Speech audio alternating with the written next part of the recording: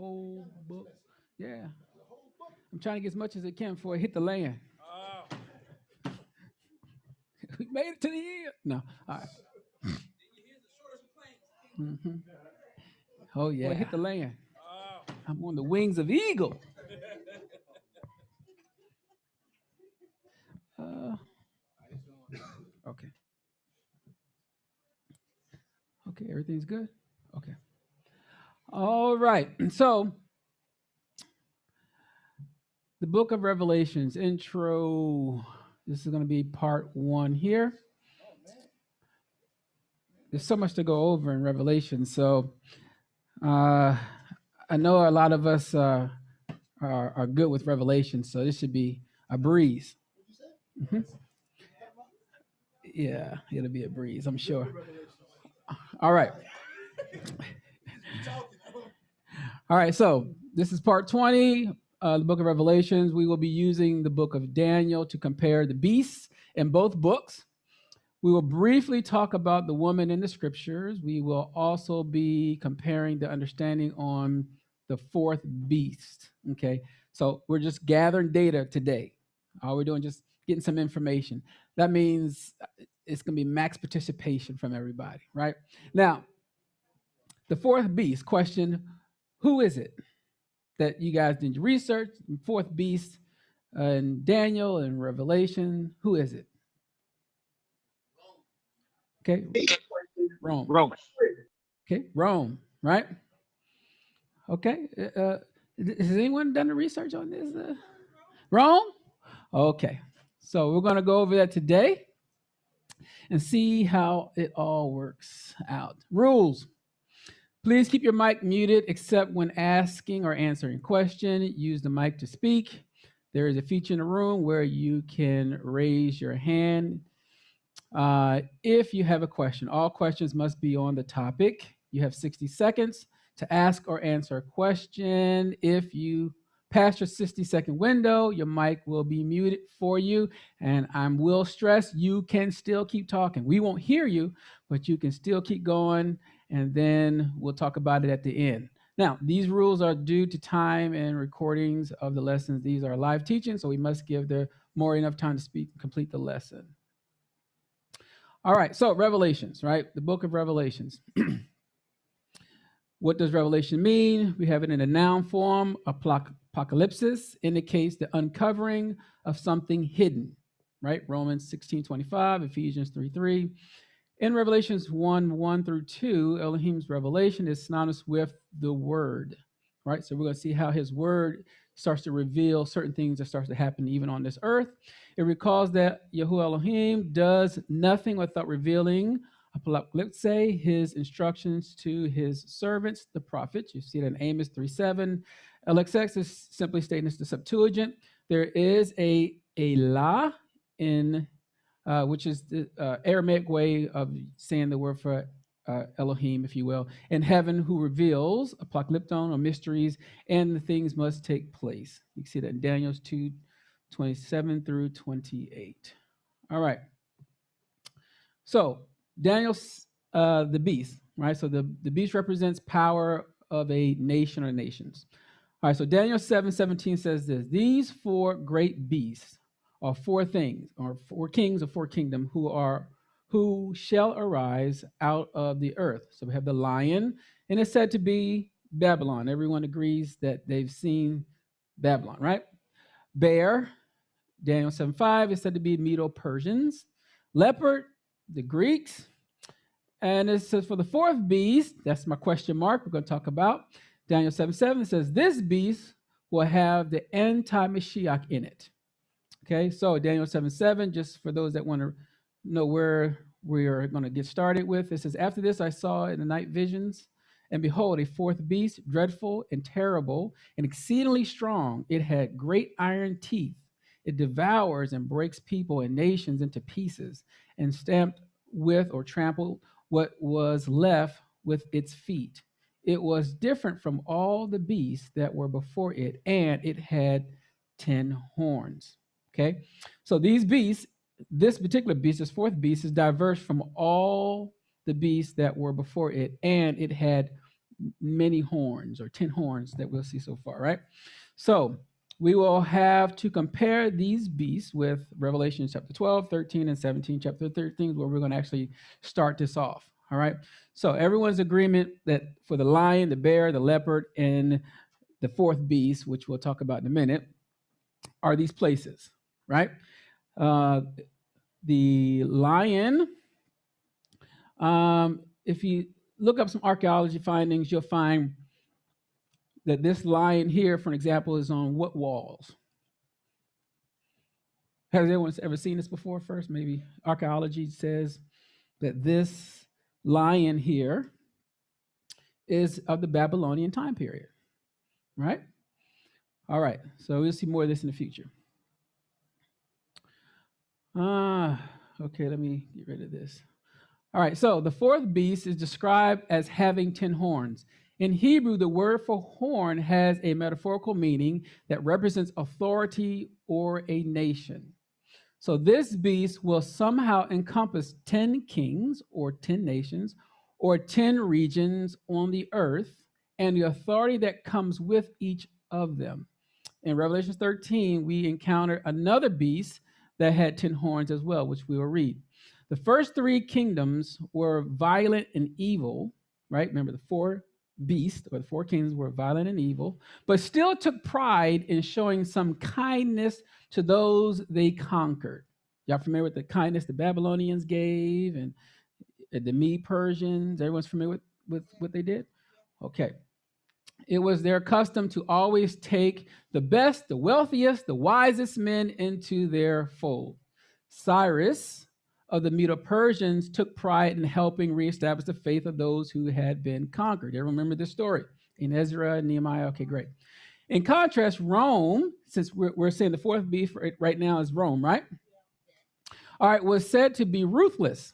It took pride in trampling and destroying everything that represented the conquered people. Thus, the Romans made no efforts to preserve the integrity and sometimes even the memory of those they exterminated. This describes the first phase of the Roman Empire and will also describe the second phase that will be led by the false Mashiach sometime in our future. This will be a hallmark of the false or anti-Mashiach. He will present himself as a man of peace, but his peace will be entirely defined by himself. His peace might not look much like your peace. Okay? Revelation 13:1 says, "And I saw a beast rising out of the sea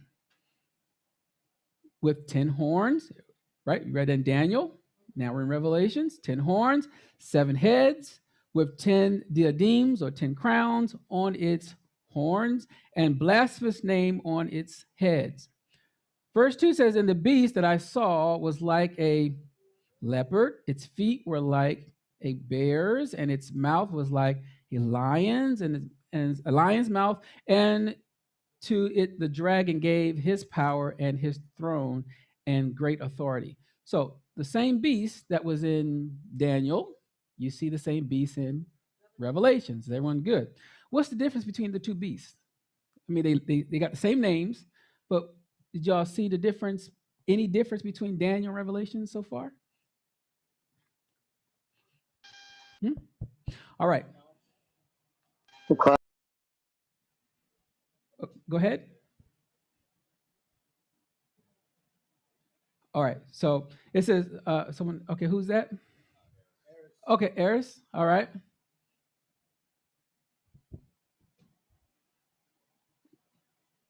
You there, Aki? Yeah, I'm here. Shalom.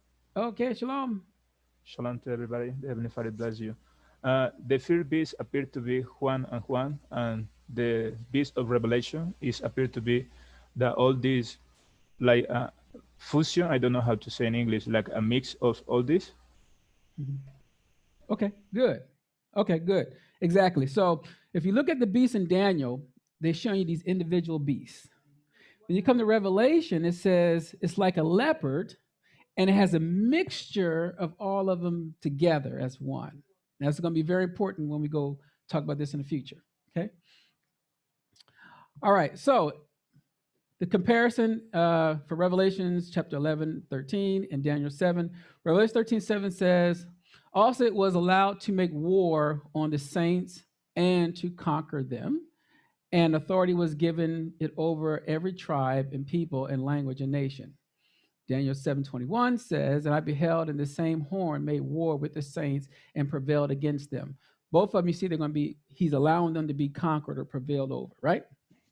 All right, Revelation. Then not only that, in Daniel 7:25, it says, he shall break the word against the Most High and shall wear out the saints of the Most High and think to change times and laws, and they shall be given into his hand until a time, times, and a dividing of times. All right. So now Revelations 11:2 says, but do not measure the court outside the temple. Leave that out, for it is given over to the nations, and they will trample the Chodesh, or the set apart city, for 42 months. And I will grant authority to him, the two witnesses, and they will prophesy for 1,260 days, clothed in sackcloth.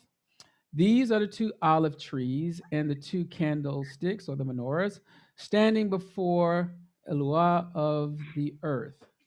And then 12:6 says, and the woman fled into the wilderness, his dresses, so where she has a place prepared by Yahuah, which she is to be nourished for 1,260 days. All right. So you see here the times that you see given to him were time, times, and the dividing of times. And that math is what? Right. 1,260 days is also considered 42 months, 3.5 years. Okay. Is everyone good with the math on that? Right. So everything agrees so far between Daniel and Revelations. Any questions so far? No? Okay. Connecting the two witnesses really quick with the 1,260. So we've already read Revelations 11:3, that he says the two witnesses are the two olive trees. And then you can go to Zechariah 4:3, it says, and two olive trees by it upon the right side of the bowl and on the other upon the left side thereof. Verse 14 says, then said he, these are the two anointed ones that stands by Yahuah of the whole earth. Now, so we have the two, but the two witnesses question is going to be, anyone know what the two witnesses are going to be? Or is said to be, or is understood to be? Moshe Moses and Elijah. Moshe and Elijah. Anyone have anything different? I've heard Elijah and Enoch. I've heard Elijah and Enoch? Yeah. Okay. So everyone agrees that Eliyahu is one of them. And the question becomes, is it Moses? Is it Elijah or Enoch? That's the part we're having a question for, right? Everyone agrees to that much. All right, so we'll start with Eliyahu. So in 1 Kings 17:1, right, it says Eliyahu ha-Tishbite, or the Tishbite, who was of the inhabitants of Gilead, said unto Ahab, or Ahab, as Yahuah Elohim Israel, or Yahuah Elohim of Israel, lives, before whom I stand, there shall not be dew nor rain these years, but according to my word. Okay. And the reason for this is because it's talking about in Revelations that these two witnesses are going to be able to hold rain, right? So they said, well, he did this.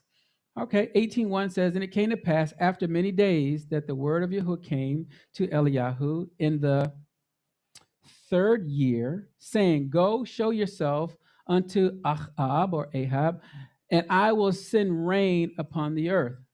So that happened when? 3rd year. And remember, 3.5. Keep that in mind, right? All right. Luke 4:25 says, but I tell you of a truth, many widows were in Israel, or Israel, in the days of Eliyahu, when the heavens was shut up 3 years and 6 months, when great famine was throughout all the land. So you got 3.5 years, right? It kind of blows that 13th month. Okay, we'll talk about something different. All right. James 5:17 says, Eliyahu was a man subject to like passion as we are, and he prayed earnestly that it might not rain, and it rained not on the earth by the space of 3 years. And all right, so everyone sees, hey, Eliyahu or the spirit of Eliyahu. We can see this part. So everyone's good so far. Okay. So I put who is it going to be? Is it going to be Moses or Enoch, right? Moshe or Hanuk. All right.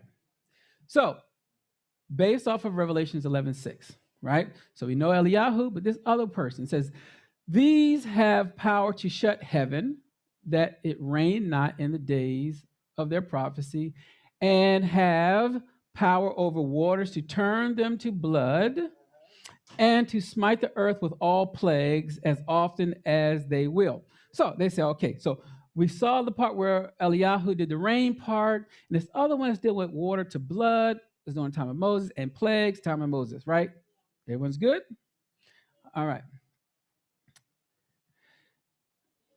Moses, then Yahuah spoke unto Moshe Moses, saying unto Aharon, take your rod and stretch out your hand upon the waters of Mitzrayim, upon their streams, upon their rivers, and upon their ponds, and upon all their pools of water, that they may become blood, and that there may be blood throughout all the land of Mitzrayim, both in vessels of wood and in vessels of stone.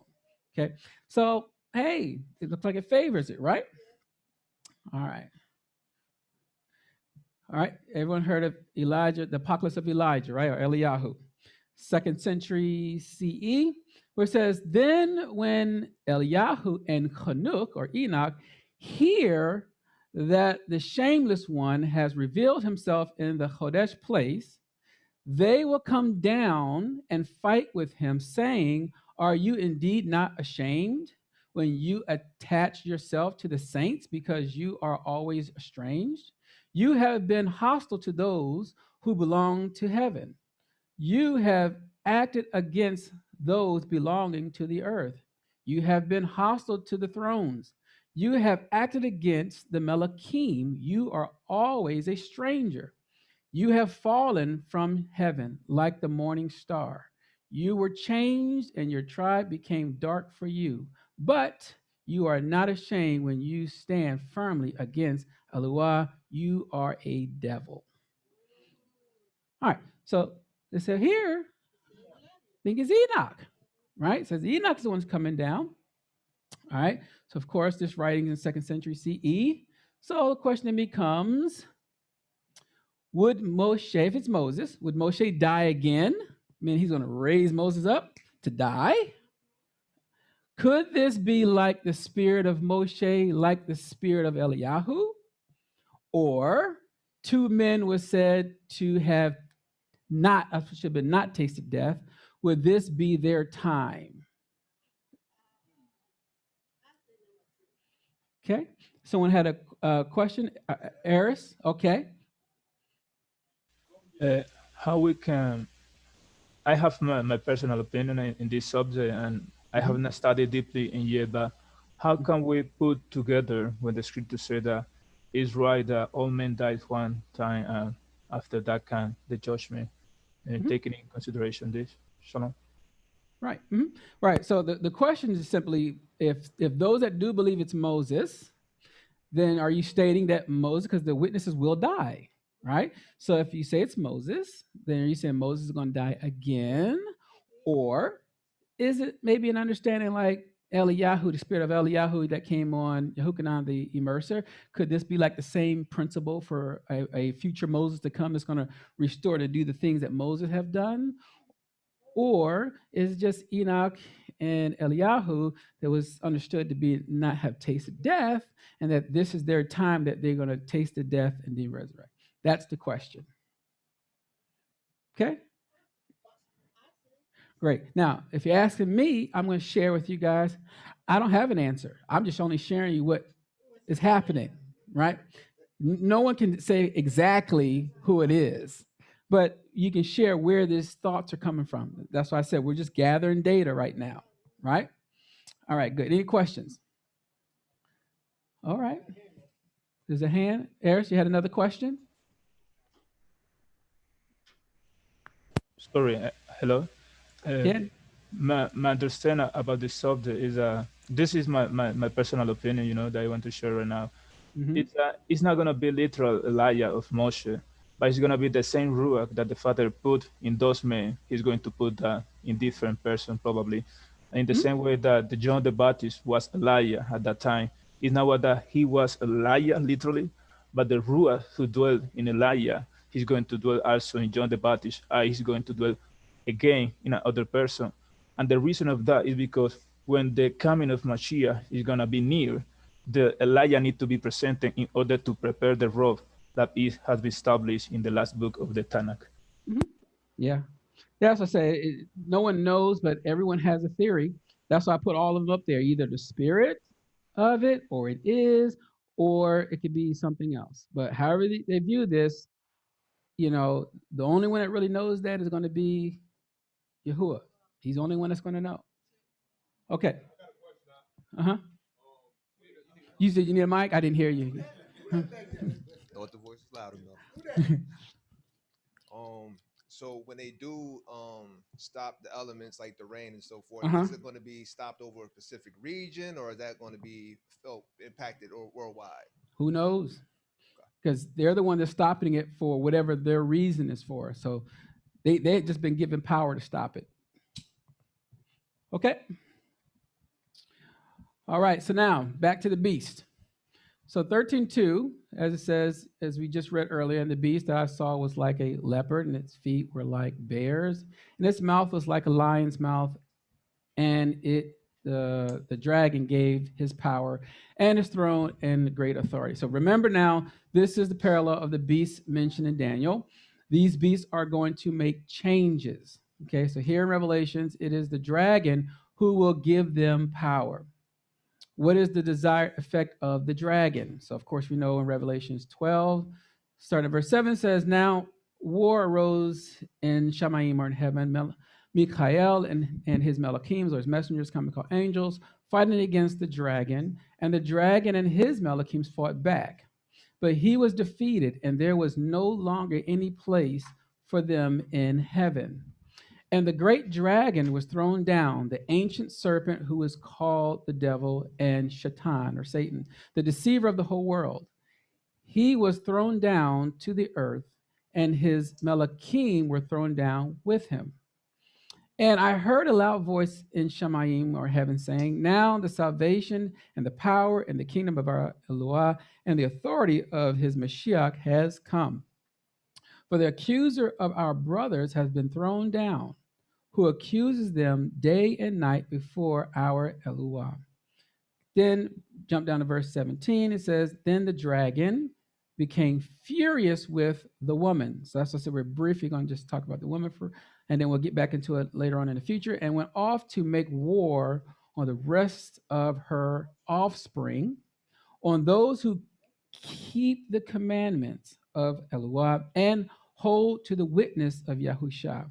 And he stood on the sand of the sea. Okay, so this woman, he's furious with this woman. This woman has offspring, and this offspring is doing what? Keeping the commandments and the witness of the Messiah, right?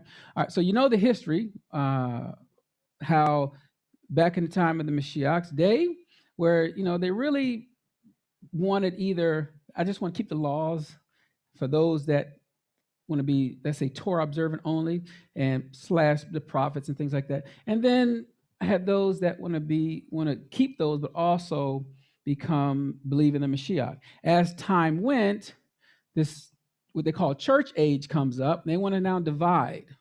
So they want to have, if you want to believe in the law and in the prophets, you go that way. And those that want to believe in Messiah, we're not going to believe in that. We're just going to believe in him, and we're going to be under grace and faith and mercy, and we're going to be on the cloud with harps. We're going over here. Okay. And then you got this section in the center that they're fighting both people, just like today.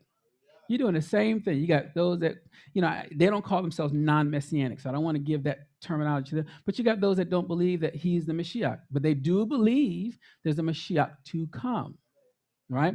And then you have those that, on the other side, they consider themselves Christians, Traditional Christians, I'm not talking about all that say that, but traditional Christians, they'll say, listen, the law's done away with. It's old. You put yourself into the curse if you keep that stuff, and all you need is just him. And if you love him, and you say, well, hey, how do you covet? If you love your neighbor, you just won't do it. Well, how you do it is you won't steal. If you just love him, you just won't steal. So it has some flavor of the laws in it. And they say, okay, we'll call that moral laws. Okay. Now, I don't know where you can find that. And scripture-wise, it's called moral laws, but that's how they can justify some of this. So everyone's good so far. All right, great. All right, so now, account of the beast here. So Daniel 7:8 says, I considered the horns, and behold, there came up among them another little horn, before whom there were 3 of the first horns plucked up by the roots, and behold, in this horn were eyes like the eyes of a man, and a mouth speaking great things. That's Daniel. Revelation says, and they worshiped the dragon, which gave power unto the beast, and they worshiped the beast, saying, who is like unto the beast? Who is able to make war with him? And there was given unto him a mouth speaking great things. And blasphemy and power was given unto him to continue 42 months. Okay?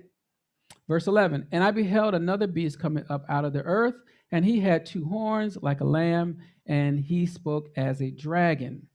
And he exercises, listen to this carefully because we're going to be talking about this, if not next week, the following week. And he exercises all the power of the first beast before him.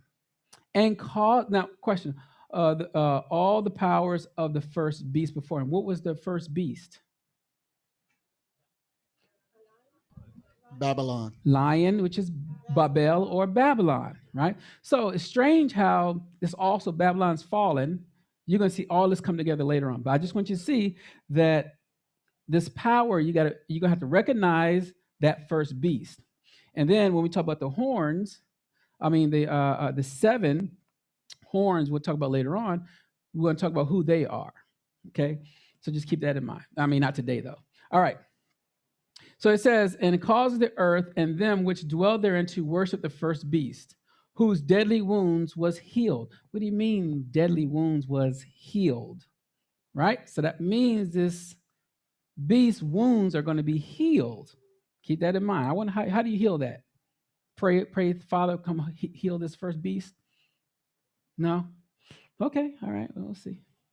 13 says, and he does great wonders so that he makes fire come down from Shamayim, from heaven on the earth in the sight of all men, and deceives them that dwell on the earth by the means of those miracles which he had power to do in the sight of these beasts, saying to them that dwell on the earth that they should make an image to the beast which had the wound by a sword and did live. Now, did Daniel ever have some form of a statue made or anything? Y'all familiar with that? Okay. Is that the book of Daniel? Okay. I know you need that mic because they really couldn't hear you. I know it's hurting. Mm-hmm. Yeah. They thought you was downstairs. She's upstairs now. Mm-hmm. I said, yes, it does resemble the where in Daniel where he saw the statue, which was in the book of all what we are talking about. Okay. Okay. So just keep this in mind. Right now, we're just doing what? Just gathering data. That's it. We're going to put the data together in the future. Just want to gather it for right now. Revelation is a book to really think about. All right.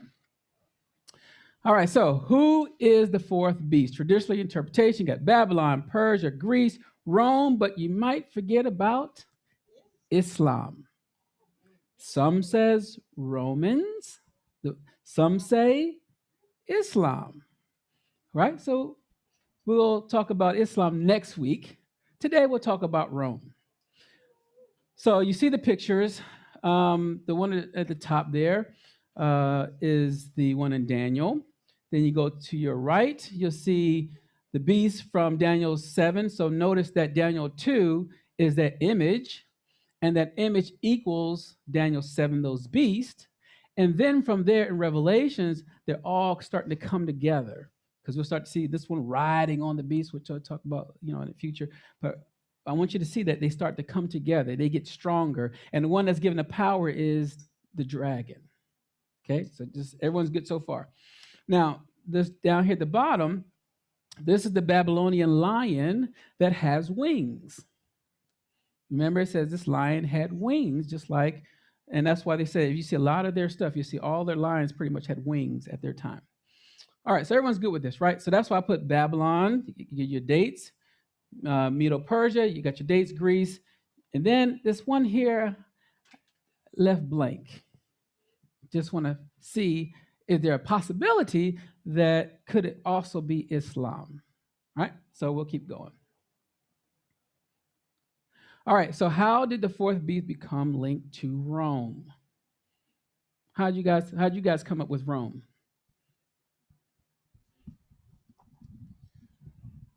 Well, just kind of knowing a little bit about history, pretty much after the Greeks, the Roman Empire was the one that pretty much took over the known world at that point. So from my understanding, that's how I came to the conclusion it was Rome. Okay, anyone else? All right, let's look at some things. All right, so this is from Martin Luther. He did this on August 18th, 1520. He says, we are of the conviction that the papacy is the seat of the true and real Antichrist. Okay? Everyone read Martin Luther ever say that? First time? Okay, no problem. Next one is from John Calvin. I deny him to be the vicar of Christ, who in fiercely persecuting the gospel, I think we'll talk about that in the future, demonstrates by his conduct that he is the Antichrist. I deny him to be the head of the church. Some persons think us too severe and censure us when we call the Roman pontiff Antichrist. Okay, so these are these like people that are called church fathers or anything like that? Oh, okay. Okay. We'll keep going. It says this one here from Pope Gregory, right? You guys know Pope Gregory. So he says, whoever calls himself universal bishop or desires this title is, by his pride, the precursor to the Antichrist. Okay, this is the letter of the Pope Gregory to John Faster. So, right. What was that? I say, so you're saying Pope Gregory said he's the Antichrist? Okay. He said, whoever calls himself universal bishop. Universal bishop. Right. Universal bishop, or desires this title, the universal bishop, that person, he's considering that. He's saying, I'm not calling, I am a pope, but I'm not calling myself the universal bishop. Okay. Yeah. He's not the vicar? No. Mm-mm. We'll see something in a minute. All right. Then there are many more: Wycliffe, Tinsdale, Kramer, John Bunyan, the translator of the KJV, Westminster, the Baptist Confession of Faith, Charles Spurgeon, all saw the office of the papacy as the Antichrist. So, did it hit anybody's belief before they came into this walk? No one's ever heard this before? I've heard it. Okay.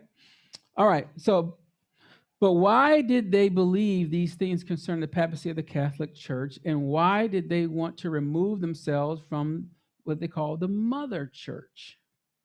Right? So we'll see this in the morning. It's a rhetorical question. But let's see some things that the Catholic wanted to say. Some things that's considered, they thought as to be blasphemy, meaning these people here. It says scriptures talk about worshiping idols. Why pray to Mary? Because Jesus has given us his blessed mother as our great spiritual mother. You find that under Catholic Answers. Okay. Next one is the word said, call no man father. The first problem here is Jesus did not say give no scripture leader on earth that title father. He simply said, call no man on earth your father. That's their answer for it. Okay. Oh, yeah. Oh, I had a lot, but I'm only narrowing it to 2. All right, so real quick, who is the woman in Scripture and the writings that we read about? Who's the woman? Who's the woman? Israel. It's simple. So Israel is considered the woman. All right, but also they're considered, quote unquote, the church. They're also considered the saints. All right, is everyone with me? They're all 3 of those things. So we'll talk more on it later, but here, just some examples. The woman has always represented the bride of the Creator. What is called the church today is Israel and his set apart ones. Okay, so Acts 7:36 says, he brought them out after that he had showed wonders and signs in the land of Mitzrayim and in the Yom Suf, or the Red Sea, and in the wilderness 40 years. This is that Masha Moshe, which said unto the children of Israel, a prophet shall Yahuah raise unto you and your brethren, like unto me, him shall you hear. Now, verse 38. This is he that was in the church in the wilderness with the Malach, which spoke to him in Mount Sinai or Sinai, and with our fathers, who received the lively oracles given unto us. So the Israels that was in the wilderness, they were considered, quote unquote, ecclesia, right? Ecclesia, or the called out ones, right? It's just because you hear the word church, it kind of distorts the understanding of what that means, right? So, but we'll talk about that in the future. So this is very important because they are the ones charged with spreading the basar, or the good news, to all that want to receive the lively oracles given at Mount Sinai. This basar is all about making the 2 sticks one. It is about having one body with one law, one faith, one spirit, and one Elohim with his son as our mediator. Okay, this is the advantage. My question is, what is the advantage of the children of Israel? Everyone knows the advantage, right? It says, well, okay. The scripture say that it's about them as we give the oracle of Yah. See, then what advantage has Yehuda? Or what is the value of circumcision? There's a value to it. Okay, much in every way. To begin with, Yehuda were entrusted with the oracles of Elohim. So notice these oracles come from Mount Sinai, then they come out of Babylon, they come back home. They're supposed to be, Mashiach gives them a command of what they should do, and they progress on out into the 4 corners of the earth, right? So in other words, the belief didn't change. There's mercy, there's salvation, there's a lot of things that comes with it, with better expectations because of his blood. Okay, is everyone good so far? All right, so now that we got that, we'll talk a little bit more about that next week, so we don't have to worry about that. All right, saints, church are one people. All right, so Babylon. 1 Chronicles 9:1 says, so all Israel were reckoned by genealogies, and behold, they were written in the book of the kings of Israel and Yehuda, who were carried away to Babel, or Babylon, for their transgressions. 2 Chronicles 36:20 says, and then that had escaped from the sword carried he away to Babel, or Babylon, where they were servants to him and his sons until the reign of the kingdom of Paras. Okay, Ezra 5:13. But in the first year of who? Horesh, which is Cyrus, the king of Babel, or Babylon, the same king, Harush, made a decree to build this house for Elah, which is the Aramaic form for Eloah. Then it says, and these vessels also of gold and of silver in the house of Elah, which Nebuchadnezzar took out of the temple that was in Jerusalem, and brought them into the temple of Babel. Those did Horesh, the king, take out of the temple of Babel, and they were delivered unto one whose name was Sheshbazzar, whom he had made governor, and said unto him, take these vessels, go, carry them into the temple that is in Jerusalem, and let the house of Yahuah be built in his place. Then came the same Sheshbazzar and said unto the foundation of the house of Yahuah, which is in Jerusalem, since that time even until now has it been in building, and yet is not finished. Okay. Then First Peter 5:13 says, the church that is at Babel, elected together with you, salute you. So does Marcus, my son. Now, you all know that when they were told to leave, or they were able to leave, some didn't go, they stayed. This is really nice here. Okay, so before I give you a little bit more of my commentary. Some of his people remained in Babel even when they were free to return back to the land. Keep this pattern in mind. This Babel will be coming back. Its wounds will be healed. Some will want to stay, even though Yahuah say, come out of her, my people. She will fall. The first horn and the first beast have a lot in common. So does anyone know maybe what the first horn is? Let's say 7, right? Anyone know the first horn is? Mitzrayim, Egypt. So I said, we'll talk about that, if not next week, the following week. But you're going to see the same thing that happened there. I want to go back. They got leeks and melons, and I just want to go. You can see in Babylon, oh, hey, it's kind of nice here. I like it. I kind of got accustomed to how I live here. Oh, we're in captivity now, what some may call today spiritual Babylon. How many people think is going to be like, oh, he's going to open the doors and we're going to go back into the wilderness? Oh, that is beautiful. No, I can't go to U-Crops or Whole Foods or Publix, or you say Wally World, Walmart. There's no internet. I can't check on my Facebook. All these things that you're comfortable with, you're going to lose that come this day, because he wants your attention. The whole point of going into the wilderness is to detox you from this world. That's the point of it. Okay, so some of us don't want that detox. So just understand this cycle is going to happen again, but we'll talk about this later. Okay, hope everyone's good so far. Just pray on it. Think about it. Just pray on it. Ask the Father, listen, get me at the second coming. When you first bring them and you get your third kingdom established, then come your chariots from Eliyahu, pick me up, and drop me off. I'm ready. You can ask him that if you like.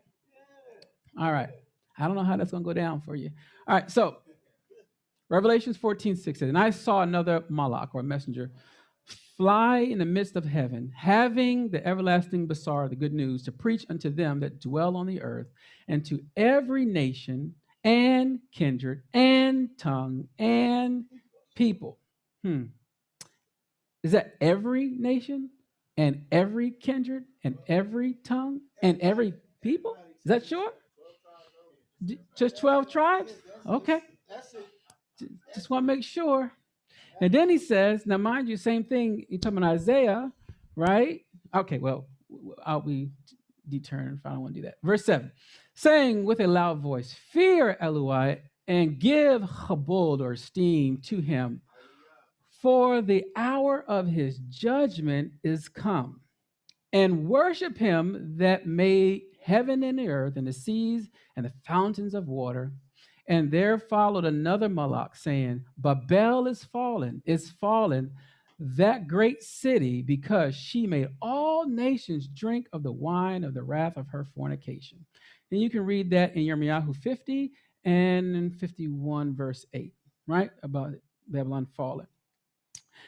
So the first part I want you to see in 14, that this good news is going to be preached to all of them. And then it talks about, for the hour of his judgment is come, right? Keep that in mind.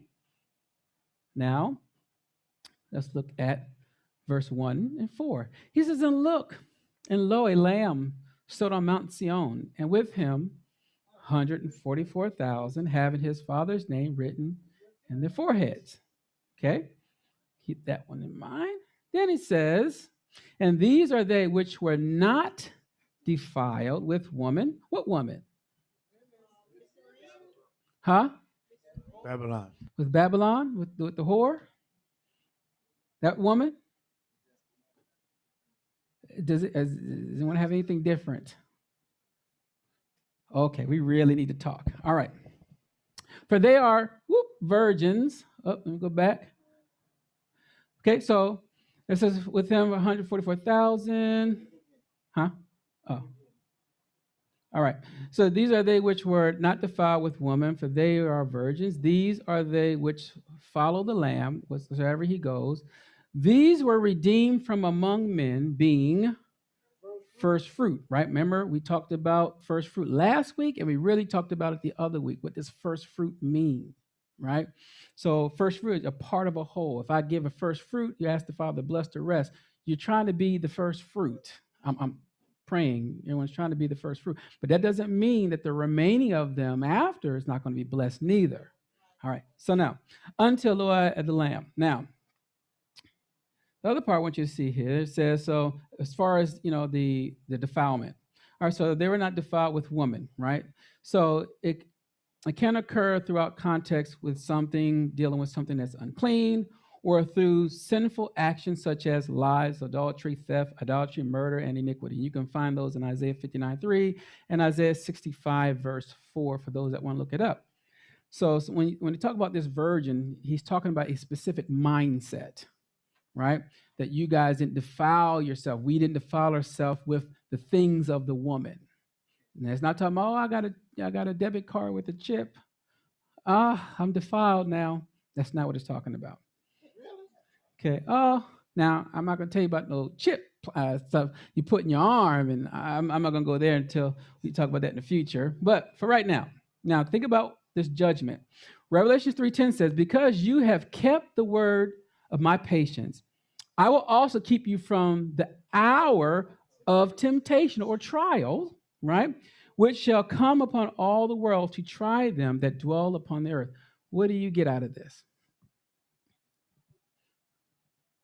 Nothing? Nothing stands out? Ephraim, we need to get that doo-doo. Okay. All right. I want you all to understand. Remember, I told you about this gathering. It's not going to be all at once. There is going to be a first fruit. There is going to be a remnant first. And it's talking about one that's going to be preserved in that particular hour. Now, we already talked about the difference between hour and hours, day and days. Y'all remember that? All right. So you got to understand what's happening here. But right now, all we're doing is what? Gathering data. Okay, great. Ken?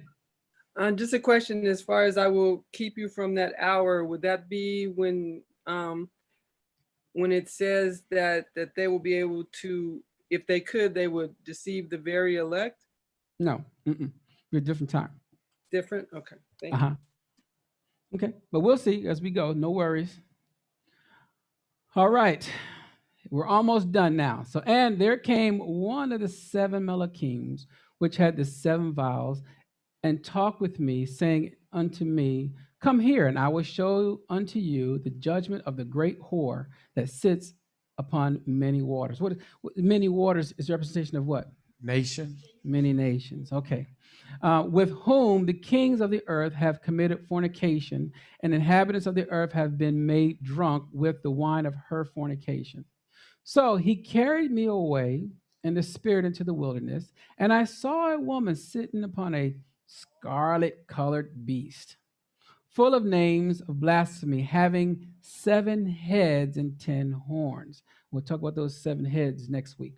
All right. And the woman was arrayed in purple and scarlet color, and decked with gold and precious stones and pearls, having a golden cup in her hand, full of abominations and filthiness of her fornication. And upon her forehead was a name written, Mystery Babylon, the Great, the mother of harlots, the abomination of the earth. And if you look at forehead of a whore, you can read that in Jeremiah 3:3. But this sister got a big head. Okay. And I saw the woman drunken with the blood of the saints. This woman was drunk with the blood of the saints, and with the blood of the martyrs of Yahuah. And when I saw her, I wondered with great admiration. Verse 17. For Yahuah has put in their hearts to fulfill his will and to agree and give their kingdom unto the beast, until the word of Yahuah shall be fulfilled. Now, until his word be fulfilled. So Mashiach says, not one jot, not one till, until all be fulfilled. So that means it's still so when you read this here, it says that this has not been done, right? Okay, so then we still should be keeping the law, statutes, commands. We'll keep going. Verse 18 says, and the woman which thou saw is the great city which reigns over the kings of the earth. So, mystery Babylon. Based off of this, most will conclude that this is Rome, right? All right, the mother of harlots, the mother church. Right? Is that fair to say? Okay. Next verse, Revelation 17:18, it'll say, and the woman which you saw is the great city which reigns over the kings of the earth. So the Catholic Church is understood to have its hand in all kings of the earth. The word Catholic means universal. This has the understanding that it is a universal belief and reign because of their political power, which we'll talk about in just a minute. The mother of harlots is said to be guilty of blasphemy, as we used to say in verse 3. So listen to what Pope Leo VII says. The Pope is of so great dignity and so exalted that he is not a mere man, but as it were God and the vicar of God. Okay, you can find that in that dictionary if you like to reference that. Okay, so again, the other part, it says that we hold upon this earth the place of God Almighty. Right? So, I mean, this is why, there's a big problem. That's why they wanted to start leaving the church at some point, because they started not liking, you start reading all about what they call the church fathers. But then you're going to find out these are the daughters, right? So they took some of that stuff with them. Mm-hmm. You said you're a Protestant? Oh, okay. I mean, okay, I got you. All right, the Pope's chair. Okay. What do you see?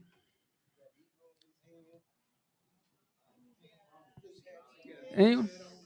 I don't know if I'm trying to figure out, was there someone that needed a mic, or was it? Look how Moreh, it looks like a throne. Slick? It looks like a throne. He's got looks like little angels or malachims around him. Like he's like he's like above the Most High. Like he's sitting on a throne or something. What I see is at the bottom of the throne. So you see this one right here at the top. Mm-hmm. If you look at the bottom left and right, it's like eagles, or not eagles, lions with wings on them. Mm-hmm. At the bottom. Okay. All right. So what I want you all to see is this is their Ark of the Covenant, right? This is his throne, his seat. You got the Malachims on each side. Everything is there for you guys. Oh, yeah. Mm-hmm. Yep. Mm-hmm. All right, so keep this in mind because there's more to it. The biggest thing I see is like a little demon sitting there with a white and red coat on. You talking about their God? All right. Now, mind you, everything that they wear has meaning, to include the hat, everything, but we're not going over that right now. I'm just simply sharing something with you. Keep CTV in mind. CTV, all right? So I'll put, what do you see?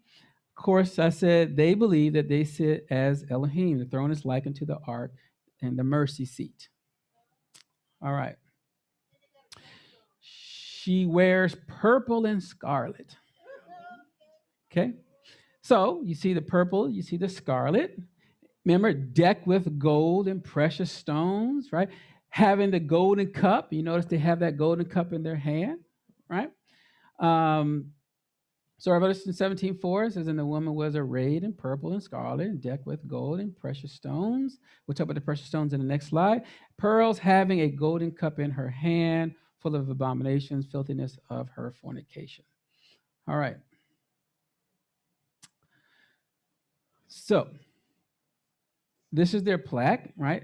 It's in Latin, so it's just translated here. The Sacred Lateran Mother and the head of all churches of the city and the world. Okay?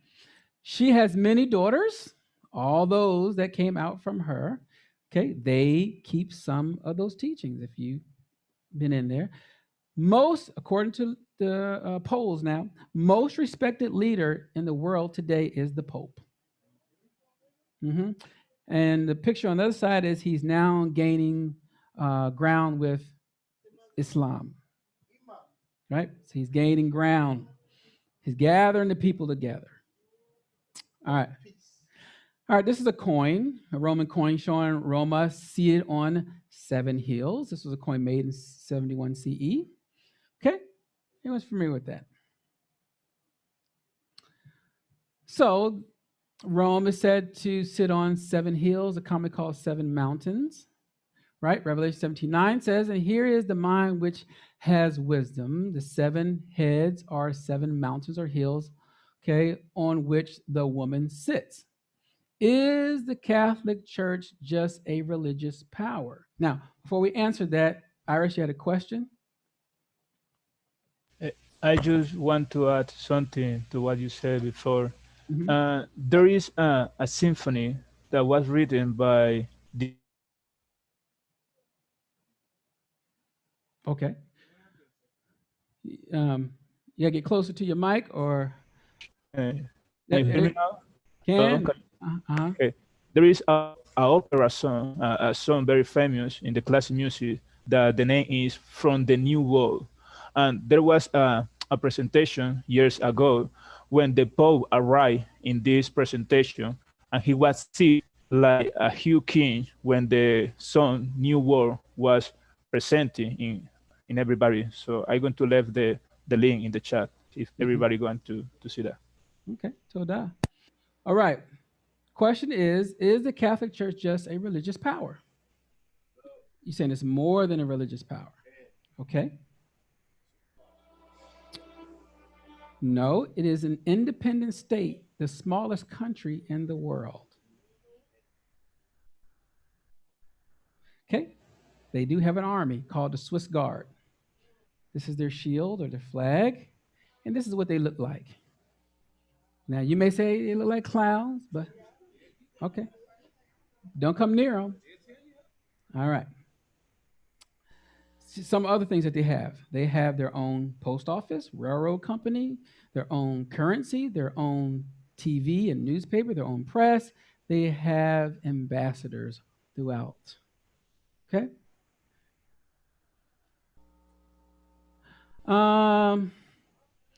The mark of the beast, 666. What is it?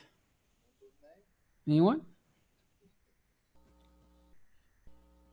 Take all your debit cards, your credit cards, mail it to my house. I'll go ahead and spend all your money. Is that what it is? Okay. Got the chip. I believe the mark of the beast, for the most part, is a mindset that is anti everything that is the will of the Father. You know, so if we're supposed to be keeping Torah laws, it'll be the opposite of that, lawlessness. You know, and upholding everything that is abominable. You know, and that'll be, you know, symbolic of having a mark. You know, you walk around with that mindset on you, and that will reflect in your hands, your actions. Okay. All right. We will explore this once we go over the other understanding of the fourth beast. All right. Hallelujah. We'll keep rolling. Oh. All right. Revelation 13:16 says, and he causes all, both small and great, rich and poor, free and bound, to receive a mark in their right hand or on their forehead, that no man might buy or sell save the one that had the mark, or the name of the beast, or the number of his name. Here is wisdom. Let him that have understanding count the number of the beast, for it is the number of a man, and his number is 666. Okay, now I'll read Daniel really quick. This is Nebuchadnezzar, the king, made an image of gold, whose height was 60 cubits, and the breadth thereof 6 cubits. Now, in the Hebrew, you got the depth is 6, so you have your 666 back here. Okay, just repeating itself. He set it up in the plains of Dura in the province of Babel, or in the province of Babylon. As you're going to see, Babylon's going to be very important once we really start talking about it. Okay, so there's a lot of things that Daniel and Revelation have in common. Okay, is everyone with me so far? All right, the name of the Pope. So first, remember I talked about those pearls and those jewels? This is their hat. Question, what those 3 crowns doing on that horn? I mean, my bad, not a horn. On this here. What do they mean? Does it represent the Trinity? Okay, first one is heaven. Second one is earth. Last one is purgatory. All right? Vicaris Filidae. Anybody heard this term for them? Okay, no problem. That's one of their names. All right. That's the Latin math for you.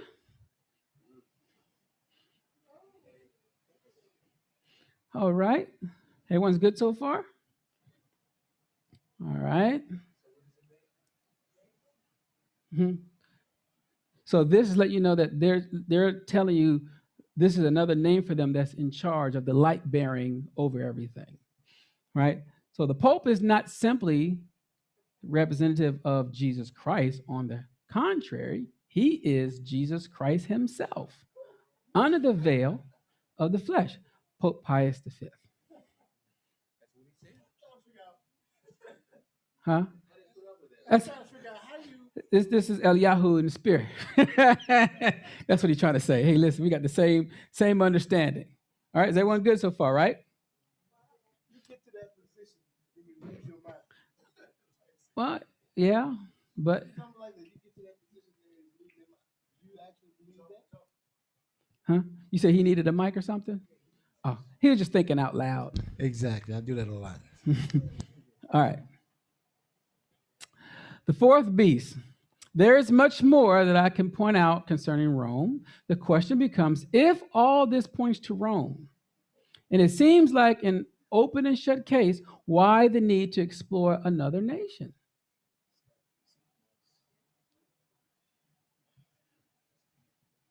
Anyone's familiar with this? Moreh, I did some research and I have the same thing right there that you were showing. Mm-hmm. Okay. Next one is. Yeah. Mm-hmm. No. In the name of Allah, they do these things, right? Having that same name on their forehead. Okay. So we'll explore all of this. So could there be equal parallels in Islamic belief? Is this what they're trying to share? Right? So we'll take a look at that next week. All right. Any questions? Can you keep going? Yeah. Mm-hmm. Yep. I want to open up.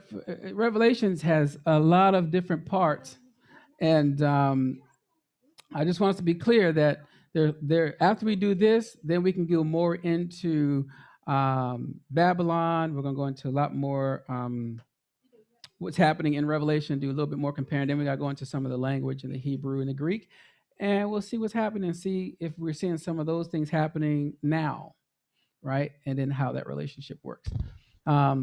Of course, Rome has something, but the question becomes, is this horn that we're going to talk about 2 weeks, I guess. Yeah. After we go over Islamic portion of it, if I have time, then I'll start adding more to it. But I want us to see what's going on. Is everyone sleeping on Islam, for an example?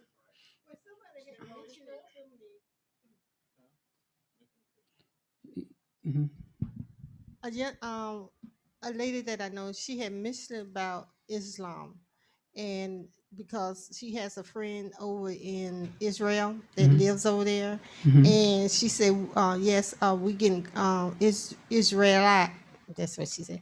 Is getting close to the Muslims. So I didn't ask her. I said, "I'm going to hear it again." Yeah. Now, mind you, what we're talking about here is we're talking about a system. I want us to be clear. I'm not talking about someone individually or things like that. I'm talking about a system, because you're going to see later on that this beast system is going to dictate, like a system here, dictate how we act. No, you guys can't go out. Oh, you can only shop here. You can only do this here. That I want to make sure we understand that this is happening now too. But it's gonna be. We'll go more into that later on. Iris had a question. Iris, sorry.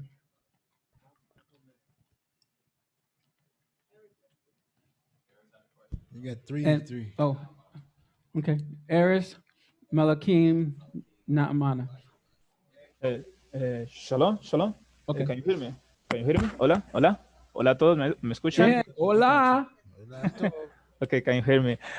Take in consideration that the last year, the actual Pope of the Catholic Church visit for the first time in the history the Arabic countries. That was the first gathering in all the history, the first time. So the book is revealed in front of our eyes. Yep. Okay, Malakim. Hello? Okay, I just wanted to find out, Aki Salam, to you, what's the overall conclusion behind your matter? Oh, I'm not giving none. We're only gathering data. Okay. Yep. As we gather the data, then I put it all together. Okay. Naamana. Slikamore, as you were speaking in reference to the Catholic Church being the mother of harlots, is that pertaining to all the other denominations that came out of the Catholic Church? Well, the Catholic Church, the view is that they're the mother, they're the starting of it. And then as it started growing, they're not agreeing. So now you have these other denominations. You have Pentecostal or Presbyterian, all these other denominations coming out from them because they didn't agree with a lot of the things or some of the things that they shared.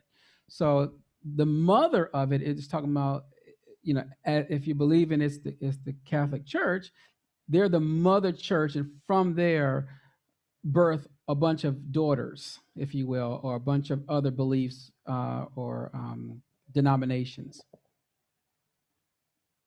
So that is the question that's coming from YouTube. They're asking, is Islam one of the many daughters of Rome? Okay. Soon as we talk about Islam, we're going to go over some things. Yeah, because Islam was a response to something. It came as a response to something. Right. So it can be looked at as an offspring or a cause for. Right. Do they wear same garments? You got to see there's a lot of stuff going on with them.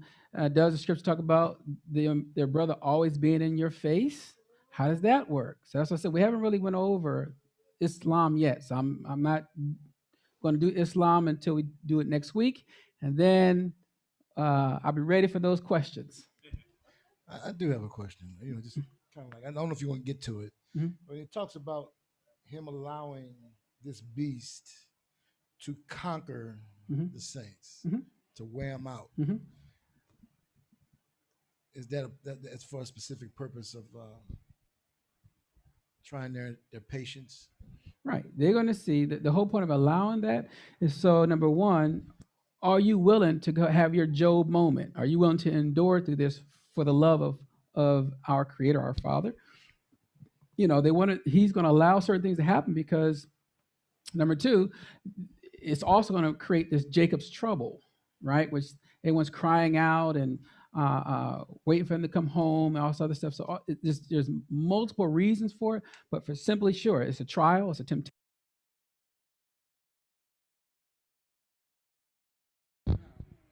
Battery went down.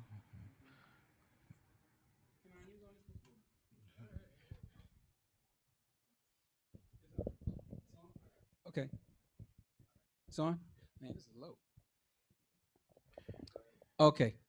So so yeah, there's multiple reasons why you're going to go through that. One, obviously, is the test. It's to test your faith in him. That's one. Two, it's going to be to purge, a lot of purging. Number three, it's designed to show you that there's going to be this war coming. They're meaning that it's going to fulfill signs. And these signs is going to be help you make a decision, so to speak. So if he tell you come out of her, my people, some of us may be in a delay. No, not right now. Well, I know he said that, but he's going to come down and he's going to do this. He's going to either, in layman's terms, rapture us somewhere, or something going to happen, or I don't have no place to go. Where am I supposed to go? We'll talk about a little bit of those things later on. But a lot of people are just like, hey, this is where I am. It's good.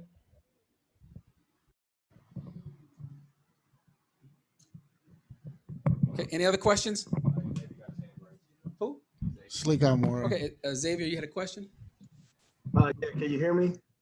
Yep. Yeah, what did it mean when in Revelations when it said the beast will be speaking great things? Is that the same as speaking blasphemous against the Most High? Right. Yeah, it's not going to be great like, this is wonderful. No, it's really blasphemous things that are going to be coming out of his mouth. But he's going to be saying and doing great things, wonders, if you will. Mm-hmm. Oh, yeah.